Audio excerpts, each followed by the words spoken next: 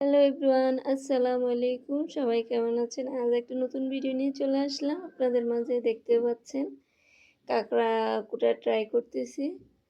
তো আজকে কিন্তু আমার শরীরটা তেমন ভালো না। কণ্ঠ শুনলে বুঝতে পারবেন।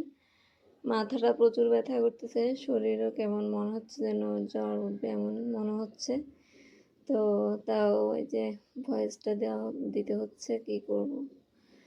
তো এই যে কাঁকড়াটা কিভাবে ছুলতে হয় আপনারা দেখেন, অনেকে কাঁকড়া ছুলতে জানে না, আমি দেখলাম। তো আপনারা এই ভিডিওটা দেখতে পারেন কিভাবে কাঁকড়াটা কুটতে হয়। একদম ইজি। কুটা শিখেছি শ্বশুরবাড়িতে। শ্বশুরবাড়ির সবাই কিন্তু কাঁকড়াটা খায়। আর আমার হাসব্যান্ড কিন্তু অনেক পছন্দ করে কাঁকড়া। বাইরে গেলে আমরা কাঁকড়াটা খাওয়ার চেষ্টা করি। খুবই ভালো লাগে। অনেকে কাঁকড়াটা পছন্দ করে না বলে এটা জায়েজ না। এটা যার, যার ব্যক্তিগত বিষয়। আমি মনে করি এটা খেতে পারে, যেরকম আমরা চিংড়ি মাছটা খাই, কাঁকড়াটাও সেম ওইরকমই। খেতে খুবই ভালো লাগে, সুস্বাদু হয় অনেক, রান্না করতে জানলে।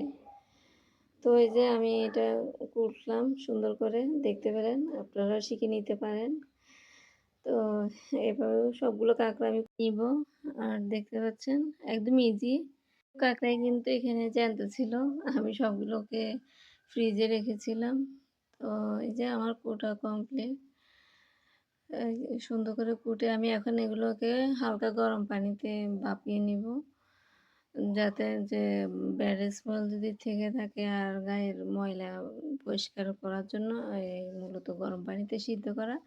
তো বেশি সিদ্ধ করব না, হালকা একটু গরম করে আমি এটাকে সেঁকে নিব।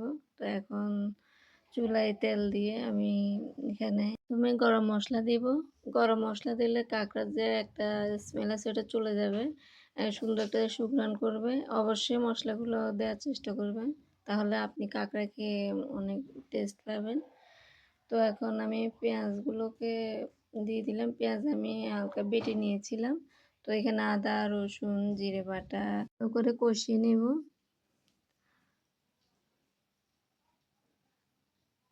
তো কষানো হয়ে গেলে আবার এখানে আমি মরিচ গুঁড়ো, হলুদ গুঁড়ো, জিরে গুঁড়ো, ধনিয়া গুঁড়ো আর হচ্ছে এখানে মাংসের মশলা দিয়ে দিব অল্প।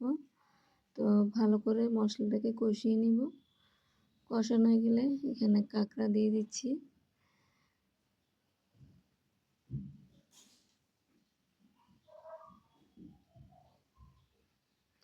তো মশলায় ভালো করে কাঁকড়াগুলোকে মেখে নিব, যাতে মশলাগুলো ভালো করে কাঁকড়ার ভিতরে ঢুকে।